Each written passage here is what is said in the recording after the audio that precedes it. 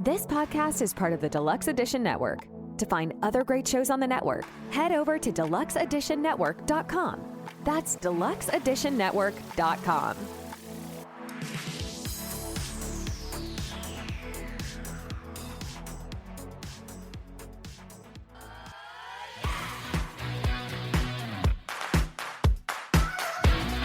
Coffee-fueled stories.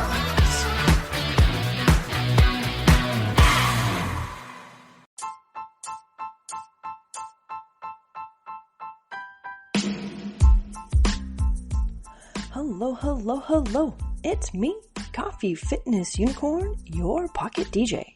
And you're listening to Coffee Chats Podcast, a show where storytelling and coffee hang out. This week's special guest is Elizabeth Moore Kraus.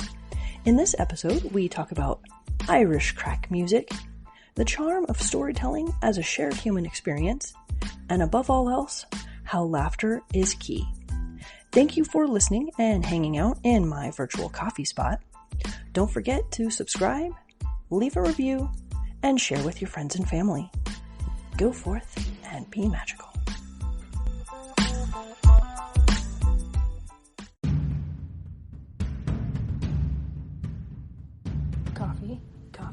Coffee Fitness Unicorn. Coffee Fitness Unicorn. Today's special guest is our first memoirist, Elizabeth Moore Kraus. Welcome to the show. Thank you. Thank you very much. So why don't you tell us how this book came about? COVID and retirement. As discussed in the book, my third career was being a professor of English at a local community college. And I retired in 2019, and I'm the middle of three sisters, and the baby sister has traveled extensively, and she's always said, let's take a trip together, let's take a sister trip. So I had just retired. Our older sister was on a work break, so off we went. And I always keep travel journals, and then I just stick them in my bookcase. They're just placeholders. But then along came COVID, and I tried jigsaw puzzles, and number 5, I'm done. Don't like them. Well, my sisters like them, and we tried to do some on FaceTime, and I said no. So I pulled out my journal, thought, well, I'll just type it up so my family can someday read it. And 2 years later, here it is. And to, more than that now, we went in 2019. My sisters and I are even closer. Aww. So, yeah, it's worked out very well. So when people hear the book, they see the book or hear about it, 3 sisters, 3 weeks, 3 countries. I can just see them kind of, But then when I say still talking, that elicits a laugh. A lot of people react to that. That's the punchline. I loved your book so much. I loved how you wrote it. I love how you had the flashbacks in there with the stories. And so you answered the question that I was going to ask, if you ever had intended, if you were ever going to write a book. Yeah. And you know what? I'm not a memoirist. I'm not a memoir fan. I got to tell you. Yeah. Not really, because it's not the genre I typically go to, because they seem to follow the same pattern. Life has been really hard, and I'm not taking away from the other memoirs, not at all. So I want to clarify that. Yes. But I'm a Gemini, and I'm fast, and I want things going, and I was able to just capture this arc of time, these 3 weeks. I didn't go back into, when we were little, digging up skeletons. Well, we dig up a bone or two, but that's their fault, not mine, of course. But I like memoirs that capture a moment in time. But most memoirs follow this timeline of life, and a lot of readers are turned off. So when I say it's a memoir, they're turned off by it because they think it follows the same pattern. So I've tried to disrupt that with my book, and a reader can decide if I have or not. But I really like just this 3-week period, yet go back just enough when things come up for us to talk about, well, this is why we're experiencing this. I love that you had those scary, oh crap moments, because that's part of travel, right? What I would really like to ask you about all things Irish because I've been to Ireland. I went to England when I was 18, so it's been quite some time since I've been to England, and I have yet to go to Scotland. Oh, So I wanted to so that I would really like to nerd out, if you're okay with that, about I'm fine. Ireland in particular, because Hmm. I have that connection with you, and as you were describing these things and these places, I remember standing there, smelling, hearing, seeing what you were describing as well. Great, great. Yeah, I'd love to hear what you got. Well, so did you get a chance to go to the Cliffs of Moher by chance? No, and we were making that an effort because our last name is Moore, but it's spelled differently. Yes. We, to explain to the audience, we decided that the three of us were going to be gone for 3 weeks to these three countries. And we were talking over each other, let's do this, let's do that. I finally said, how about each of us take one country, do the planning, and if it's your country, you get to pick the room that you want, and we get to pick two places we go, and we're sticking together because our older sister is not travel savvy at all. And so that worked out well. So I picked Ireland, and we were so close to the Cliffs of Moher, and we did not make it. But I feel like we made that up by going to Belfast. Very cool. And that's actually a place that I have not been. Oh, Uh, oh my goodness. and Ireland had been a place that I had been wanting to go since I was 14. And so it was like a trip of a lifetime for me. Mhm. You described the green in a way that it truly is undescribable green. It's a jealousy. It is, you know, when you Oh, hear green is, you know, green is the envy. And when I remember riding on the bus back from Galway in a rain shower, and then we have this double rainbow, and I was thinking there is a way to describe that. And the only way I could think of is that even green would be envious of this Irish green, these pastures and polka dotted with all these sheep. And it's just, yes. I didn't know how else to describe it for people to understand. It's a green I have never seen. 100%. It is a green like I've never seen. Yeah. And like you said, so it'll be a downpour, like a deluge of rain. Hmm. Hmm. And then when the sun comes out and that green just Ah, pops. yes. Oh And my, the raindrops on it. I mean, it's just no wonder they call it the Emerald Isle because it looks yes. like green emeralds everywhere. It it is so Mhm. the color of the place itself is magical, Yeah. let alone the Mhm. places and the people and the things that you see and experience. And so my trip was a little bit different. I spent 2 weeks in just Ireland. Mm. And so what we did is Dublin to Galway, from Galway to Doolin, and then to the Aran Islands for a couple of days. Oh, oh, jealous. Oh, I didn't want to leave. Yeah. No, I I get that. I didn't want to leave. It was the most amazing place experience too. And so we rented a car. Oh my Um, gosh, you drove on those I narrow. I'm I telling you that we were on the bus ride. I swear it was a one-way road, and you've got the oh hedges on both sides, and we are zipping along like we're out on the 405 freeway out here in Los Angeles, just going along, and here are cars coming the other way, and it's like, oh oh right, like you're constantly like covering your eyes, like oh my no, god, yes, we're gonna crash, right? yes, yes, Oh yeah. yeah, Then I finally got confidence the driver go, oh, well, he goes first, he's in front of me, so you know he'll block me. But yeah. it was just amazing.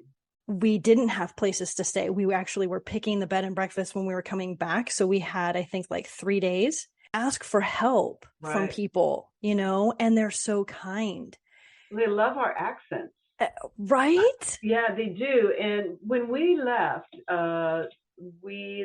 in 2019, and the three of us agreed, if asked, we're going to say we're from California instead of the United States, Yes. because we did research and everything, Mm-hmm. and Europeans get tired of hearing the loud American, the Yes. bragging American. And we did not want to do that. We didn't want to take anything political with us. We didn't want to do Yep. any of that. We just wanted to go enjoy our trip. And we decided California, because that's far west as you can get Yep. from Ireland. And we just kept hearing, oh, I love your accent. Where are you from? Like, California, but we don't have an accent. But it just, and in Scotland, they absolutely loved our accent. In fact, we were on a bus going into town, and one woman, she says, you know, I hate to butt in, but I have a dear friend who lives in a town in Orange County, south of us. And she goes, I love her California accent. And you're from there, right? I said, yes. And she's like, I have another friend. And come to find out, this woman, her girlfriend, woman from Scotland, her girlfriend here, lives about 3 off ramps away from me. Holy cow.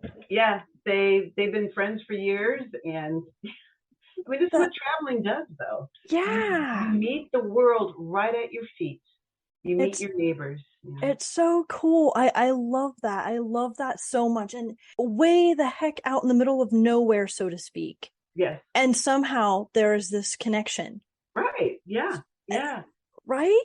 Yes. I mean, it's just bizarre. And what was lovely is we could actually understand her. The Scottish accent by far was the most difficult to understand. Yes. And as you know in the story, the 3 of us are exhausted. This man, he's moving his lips, he's talking, but what he is saying, we had no idea. And we were so exhausted, we just, fell down and laughed. But nice people all the way around. I'm very comfortable approaching people. In fact, probably a few months ago, things were still just starting to open up with COVID, and my husband and our puppy Sully and I were out for lunch and sitting outside, and there was a table over, and I knew I could hear their accent. So they were still waiting for their food. So I popped over and said, hey, hear your accent, unsure where you're from, but we're from here if you need anything. Well, they were on their honeymoon 2 years delayed from England. And then they gave us some tips because we want to travel to Portugal next year. They said, oh, travel this way, that way, and gave them my bookmark, my business card. Yeah. Yeah. And it was wonderful. So I'm a little bit, but I'm like you. We wouldn't turn somebody down if they asked for help. Absolutely not. So getting back to all things Irish, the food in Ireland, did you what do you remember? Was there anything in particular that you ate that, did you guys ever try a full Irish breakfast? Okay, so I've listened to your other podcast, and we were raised vegetarian. Okay. I didn't have I think the first time I tasted steak, I was 18, and it took me a few days for that to digest. Oh, wow. Yeah. So we were raised with no meat, and especially no pork, cloven hoof, a religious background reason. Now our younger sister will eat cloven hoof, she'll eat anything, but our older sister is not an experimenter with food at all. She doesn't like anything new. And I'm kind of, in the middle, although I still haven't eaten pork and I have no desire. But in Ireland, we had our own kitchen. Right. So we went grocery shopping and then fixed foods that were familiar to us. It was just easier. So we did not go out to breakfast. We packed some food with us to snack on for lunch, but we tried a few things. I've never been one fond of lamb, but we had some, of course, because lamb for every meal. Right. Yeah. So, the food just was kind of a secondary part to our trip, of just unimportant to us. And we just found ways we found a great place in England that, no, in fact, it was Ireland. Then we found it in England. It was kind of a walk-in, what's the best way to describe it? Walk-in little cafe, and you could order. They had pre-made food. They had food that was delicious. And they baked cookies 24/7, so you walk in and smell chocolate chip cookies. Oh my gosh. Sweet Jesus, that was. So food was not part of the trip, although I decided that with 3 was going to be adventuresome. Then I would start, and I talk about keeping track of everything's a contest for me. Everything's a contest. If I can eat something more adventuresome than her. So as long as she didn't eat pork, I might win. So I'm not going to tell how that came out. For sure. And the reason I ask about full Irish breakfast is when we stayed at the bed and breakfast was included. And we, again, being very broke, very poor, we had to go to the stores as well, and we would buy bread and peanut butter. Oh, yes. That can't was our go wrong with lunch and that was it. our snack, and everywhere. So we would get free full Irish breakfast. Mm. Now, I wasn't really a fan, so I actually do have on here blood sausage. So I did Yeah, try yeah. I did try it because again, I eat chicken. I love salmon and things like that, but not blood sausage. Thanks. Have you noticed how Coffee Fueled Stories doesn't have any ads? That's because I work tirelessly to keep this show alive. After 3 years on my own, I've decided I need to ask for your help. I've never asked anyone to subscribe. I've never asked anyone to leave a review. I've never asked anyone to rate the show. And I've never asked anyone to pay to listen. There are a few ways you can help support the show. I've created a Patreon page, Coffee Fueled Stories, and a subscription section on my podcast website. It's simple to support and help me keep my dream alive. Just click the link in the show notes to set up your paid subscription option. It's that easy. Thank you for your support.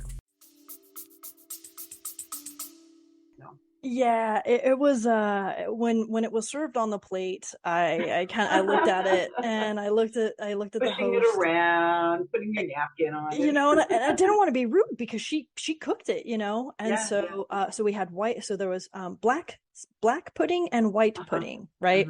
And I was like, that is not. I was like, oh, it's blood sausage. So again, it kind of took me that time to figure out what she was talking about. And so there were a couple times that I actually ate it, and it was palatable, and it was when they fried it. But when it wasn't fried, it did have a pudding mushy taste. So anyway, you didn't try it, so but I tried. I didn't want to be disrespectful to my host. So we didn't have a host, so we got to pick and choose. But I would have done the same thing. I've been served lamb at a dinner, and do I like it? No, but do I like the mint jelly just covering it? I can eat lamb with that. right. There's just, there's gotta be polite. You have to be polite. Yeah, and so dinners, it was kind of hit and miss. So getting back to what you were talking about, like in the end, at the end of the evening, I too would journal, and I still have my journal from the adventures. But the one thing, because we did drive, and I would white knuckle the whole day, and so my neck and I just was driving, and so I was tense. So every night I actually did look forward to Irish water, as our bartender called it, which was Irish whiskey. Yeah. So I would have just a little bit of that to just kind of take that edge off. And you're not only driving, you're driving on the other side of the road, on a very narrow road. And then you get those turnabouts, and it's like, okay, I got to remember to stay on. We've driven on, I think, St. John, and we were with another couple. I was in the back seat, and I looked down, and then I popped back up, and I said, "You're on the wrong side of the road." And it's like, "No, we're not." And I go, "Oh my gosh!" So I decided not to. I'm a very fast driver, and I'm just thinking I would be the one chosen. So no, we saved our lives that way. We just walked in buses and cabs. Yeah. So we named the car Patty, for short for Patrick. Patrick. Wait, you name your cars? I name all my cars. Yes, you have to name your cars. I have a Toyota Highlander named Jamie. Have you ever seen Outlander? I have not, but I'm familiar with it. Yes. The main character is Jamie. Yes. And then I have a BMW named Benny. You have to name your cars. They just respond to you. They do. So I've had like 5 Volkswagens. So they all have German names. So I've had Klaus, Gunther, and his nickname was Gunny. So his name was Gunther, and it was Gunny. Sure. And I would be like, "All right, Gunny, come on, let's go, let's get it," and shift it into sport gear. And I had Vinny Volvo. I had a couple of Vinny Volvos, Vinny the first and Vinny the second. Yeah, I love it. Oh yeah. I can't even think about. So Otto, I had a Golf, a Volkswagen Golf, and so his name was Otto. And now I have a Volkswagen Tiguan, and he's white, and so his name is Edelweiss. Of course, Eddie for short. Oh, I love it. Well, okay, we've just solved the world's problems. You must name your cars. You must name your car. You absolutely must name your car. I wanted to ask you, about the Irish music, which they call Craic. The Irish Craic. It really is amazing. But what's so sad is that it took us a while to find live Irish music. Really? You see the movies and everything, you think, oh, you just walk in any bar and this is what it's going to be like. But it took a long time to find it because a lot of the live bands are doing cover songs, popular music. And so on our private tour, talked to our guide when we were exiting the tour, and I said, can you recommend? And he did. And the place is mentioned in the book, and it blew me away. Because as I talk in the book, music is kind of like my mother tongue. But let me tell you, they're sitting down in this circle, and one person would get up, another would join. And it was just, leave me here. But I saw it was the end of a long day. Les was tired, but Ree was behind me, and I was enjoying my Jamesons. But they both knew this was on my list. I wanted to enjoy some Irish music, and I recorded it, and I still listen to it from time to time. It is amazing, just amazing. It's so funny that you say that because I did the exact same thing. So at the time I had point and shoot. It was just a point and shoot. And so it does have the ability to have the video mode on there. And obviously I didn't want to use a lot of it because it would take up my little memory card. Oh, yes. Yeah. But I was like, if I'm going to waste my memory card, I'm going to waste it on good Irish music. And I was doing the exact same thing. I was having my, something to take the edge off. And it was always in the evening and listening to the Irish Craic. And we just thought it was hilarious. Just like shouting through the streets, Irish Craic, we're going to the Craic, no, because I can't obviously imagine you doing that. No. Can I get some Craic? And it was, but because obviously it was the Irish music, and it was really funny. The first time the gentleman had told us about Irish Craic was out on Erin, and we were on a horse carriage because they don't allow cars on the island, and so we're on a horse carriage cart thing, being carted to our hotel. Yes. Yeah, I've got a picture of it. I'll send you pictures. I'll send you a bunch of DMs. But he asked if we were going to go and enjoy some Craic later that night, and we were like, the Craic legal here, huh? The Craic, and we're like, it's the music.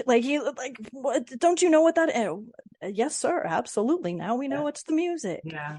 But yeah, so the Irish Craic, there's just something, and I literally wrote Irish Craic all in your book. It felt good to write and tab your book because I felt like I was back in grad school, because that's what I did. I always wrote in the margins. Oh yes. Yes. So I'll go to the very first section here.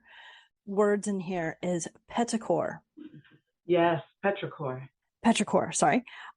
So I literally have a post-it note tabbed on that page. Do you have some favorite words? Oh, I do. I love words. Ubiquitous. Right. I love ubiquitous. It's a great word. Yeah, I remember when I was teaching high school for a while, I'm trying to always teach my students new words. You need to expand your vocabulary. And I said, write down this word, and I want you to go to the principal during break or lunchtime and ask him, do you know what ubiquitous means? And so he was inundated. But I love zeitgeist. Zeitgeist is a wonderful word. It's a great word. But I remember as a little girl sitting out on our front porch and just touching it and going, porch. I want to know where words come from. I want to know why they come about. So yes, I love words, but more so when I finally had a word to define that smell of that first rain on a dry surface, because it reminds me of the scent when my son was born. Aww. That was the scent. Yeah. So, but that's lovely. And I don't know, I wonder if it's maybe just the English major in us, but I am the same way. For me, yeah. Etymology is very important to me. Me too.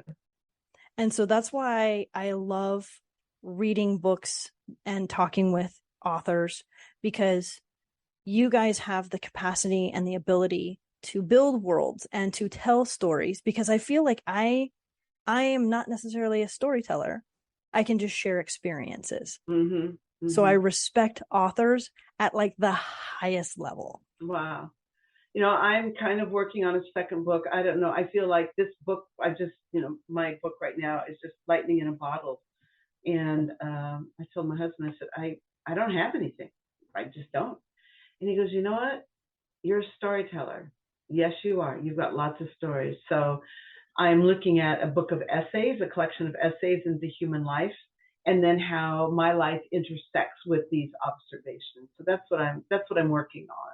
Instead of, I like I say at the beginning, I tried fiction, can't do it. It's just, so this feels better.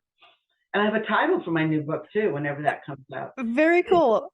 Is that a peacock, or are you just happy to see me?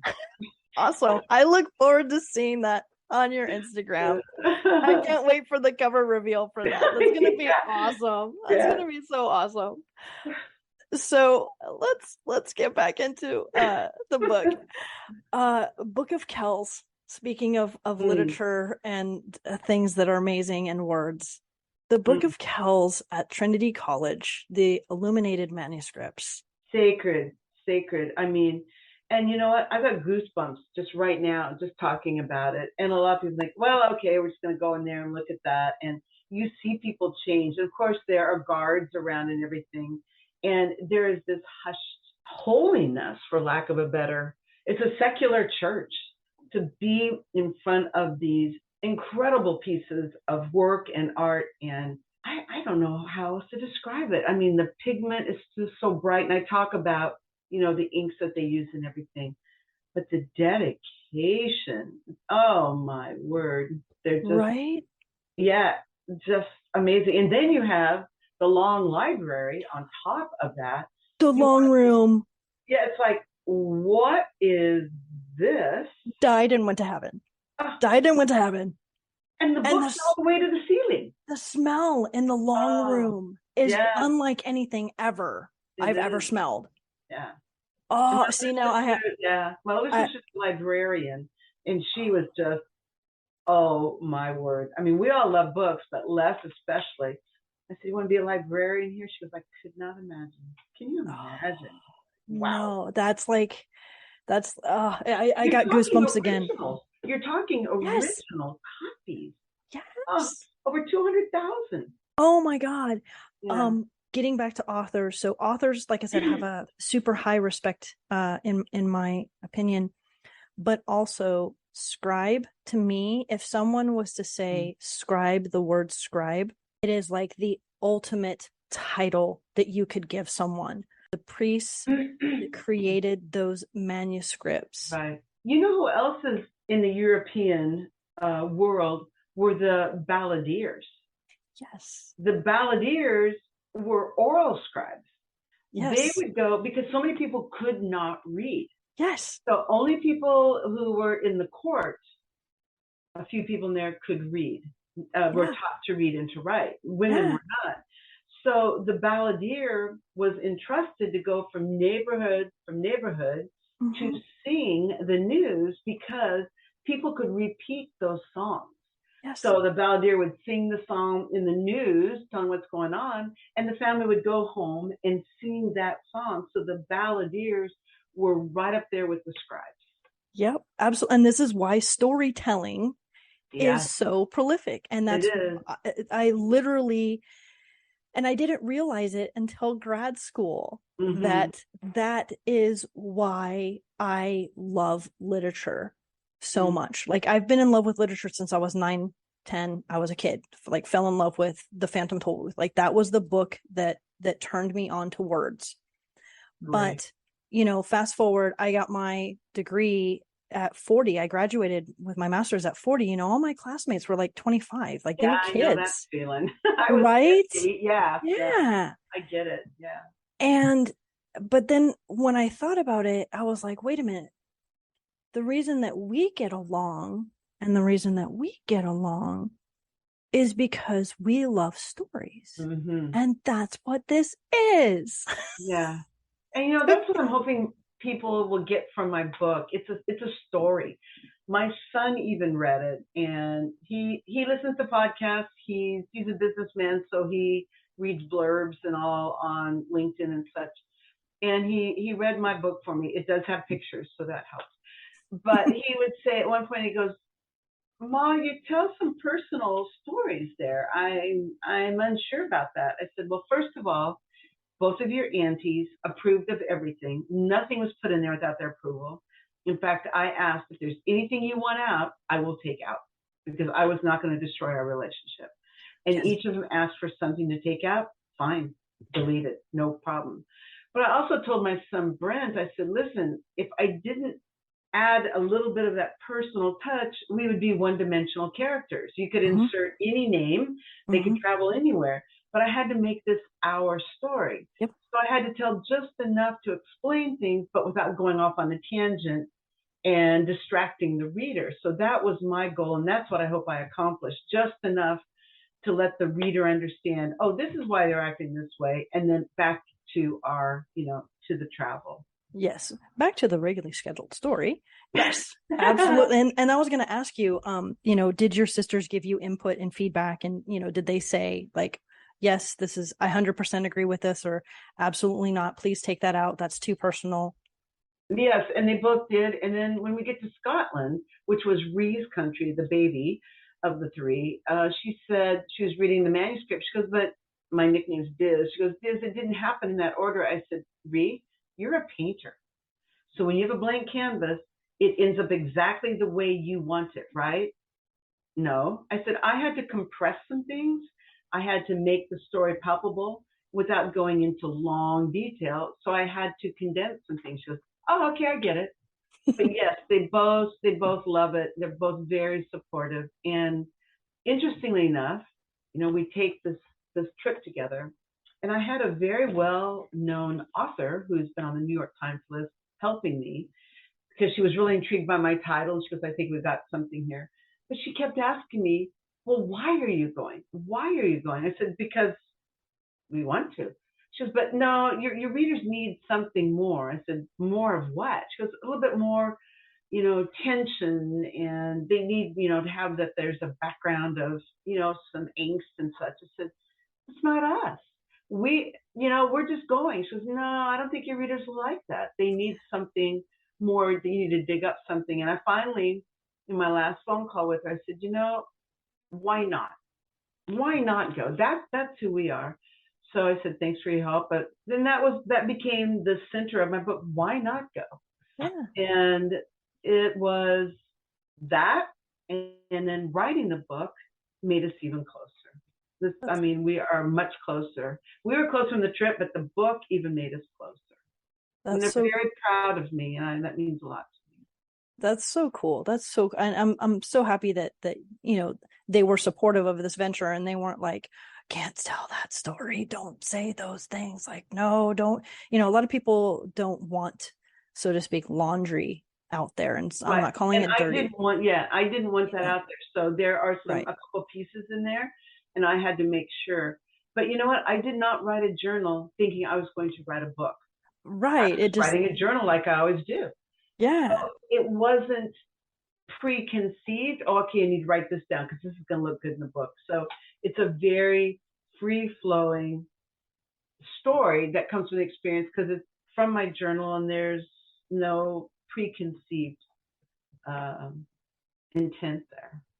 And that's the beauty of the naturalness. It is pure. It just happened. It just worked out that way. Mm-hmm. And that's what makes it, I think that's the charm in it as well. Oh, thank you. Thank you. Yeah, like it just, you can, so I'm looking on page 75, and you talk about various ways that you overcome pain, suffering, sadness. So you do give us a piece of yourself. You do share, something deep, personal, and painful and private. And you can feel that it shares yourself with us, the reader, without trying. You're not putting drama in there just to put drama in there. You are just literally sharing yourself and who you are, and you just kind of go, oh wow. and it helps us get closer to you, I guess. Is Good. that's how I felt about it. That's exactly what I want. And I don't throw anybody under the bus. I just want to explain because I'm grateful. That's the bottom line. Yes. And you even say that. I love that you guys did do another trip. You've got your mammoth picture in here. So it wasn't just this book, like you kind of share, there's more to the story, more, pun intended. Yeah, right. And yeah. I'm really crappy with puns. I suck at puns. I love puns. I love puns. I love them, but I suck at them. I cannot create a pun to save my life. So please pun away. That was our family. Boy, let me tell you, pun-orama. Oh my gosh. Oh, yeah. Mad respect for you punsters. The Dublin Writers Museum. I don't know if I didn't see it in there. And I don't know if you ever plan on going back, but I highly recommend it. Yeah. Highly recommend it. One of the things I learned when I was there was Ireland, they never experienced illiteracy at the level of the rest of Europe. And it's because they spoke Irish, so they call it Irish as opposed to the Gaelic, but it's Gaelic for this conversation. Right. They spoke Irish and whatever the secular language of the time was, depending on who had invaded them. Mm-hmm. They were never illiterate is because they never lost the Irish. And so they were still writing in the Irish, which just blew my literature-loving mind. Yeah. They're back to it again. They said it kind of lulled for a little while, and now all kids are learning Gaelic from kindergarten up. They kind of stepped away from it for a while. So all the road signs, of course, have the Gaelic and everything. Yes. But Gaelic is now being required in school, which I was thrilled to hear. Yeah. On Aran Islands, like almost everything is in Gaelic Irish. Isn't it beautiful? Yeah. And so we kind of had to like learn how to read a few things to figure out. We're like, is that a place to eat or is that a place to sleep? Yeah. It was in Iceland. They put every vowel and consonant in one word. And it's like, okay. What is that? Not this word. Yeah. And my understanding is Welsh is the same way. Oh, yeah. I would love to go. I've heard in Wales, they have the largest number of bookstores in the world. Well, I'm going to be there next year. My gosh. My husband and I are celebrating 40 years. So we're going to Wales, Scotland, because I'm good friends with the woman in Scotland now because of my book, Nick Winter. And then we're going to go to Portugal. So, very cool. Yeah. So on Saturday, I had this event at Barnes & Noble, and they pre-ordered 30 of my books for me. And they usually do 15, but they felt that I had a little bit more of an outgoing personality. Well, we think we can do 30. My granddaughter was there. She sold 11 books in 2 hours. I had my husband and 3 other friends, and they were in the front when people came in handing out bookmarks and telling them about my book. I was in the background because I didn't want it to be about me. It's exactly what you said, to be effective with people. Right? Yes. Efficient. My mentor, and I'm going to play this episode for him. My mentor said, be efficient with things and effective with people. It's true. And if I were front and center walking in the door, I would have been efficient, not effective. Absolutely. I would have made my product first, people second. So it takes a village. And it does. It really does. And I would really like you to be a part of my village. And be yours. I truly would. I think we can help each other. Absolutely. That's what it takes. Yes. And especially because as we were messaging before we even had a chance to talk, I was realizing we had so many similarities. And I even wrote it in your book. You went back to school at a later age. I went to school at a later age. We both started at the very beginning, associates to bachelor's to master's. Like we had so much, and you had gone through your part of your life where you had a lot of things going on, a lot of experiences. Same with me. I had, my different experiences, but what made them shared experiences is they were very similar and we had a lot of commonalities. Yeah. And I was like, this is so cool because sometimes I feel like there aren't other people that have my same experience, that are older, that start at the bottom and work their way all the way up. And so as I'm reading your book, it's just, it gave me such validation sometimes. I laughed out loud. There were a couple times where I would laugh out loud, and I marked in the margins. So like I said, it felt like I was back in grad school, marking in the margins, tabbing the pages, putting little Post-its in there. Yeah. And I hope it was relatable. This is what I want, that there are human experiences that anybody can relate to. You don't have to be a sister. You can be an only child. Yep. It's the human experiences that I'm hoping people can relate to. And that is 100%. That's exactly what I was going with. I was like, even though our lives are so different, our upbringings are so different, that is exactly what I got from your book. The human experience, the storytelling experience. So, yay.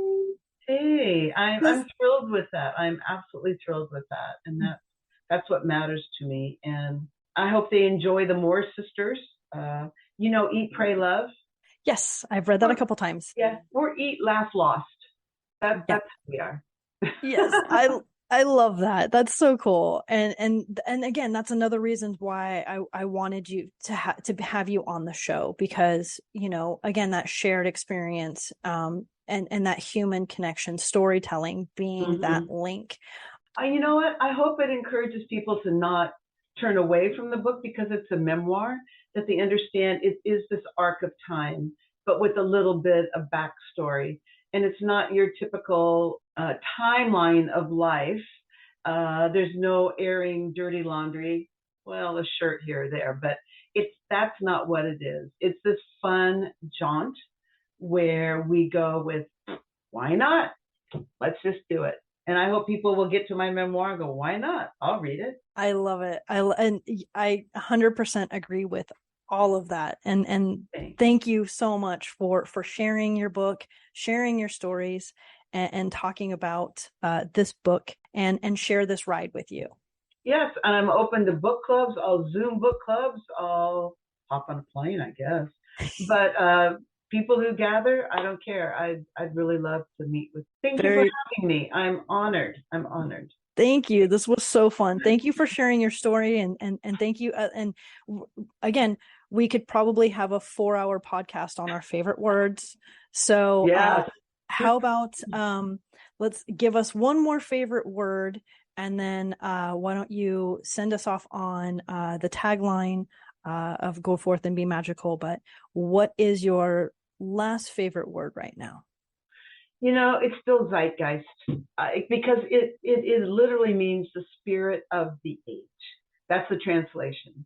And that's what I hope my book is. It's always the spirit of the age, because it's always current, because we're always experiencing human experiences, sharing things. There are things in here that are relatable, and it's zeitgeist. I love it. Zeitgeist. I love it. Well, thank you so much for your time, Liz. Would you please do me the honor of sending us off with the tagline for the show, please? Hey, everyone. Go forth, be magical, and stick with this wonderful podcast.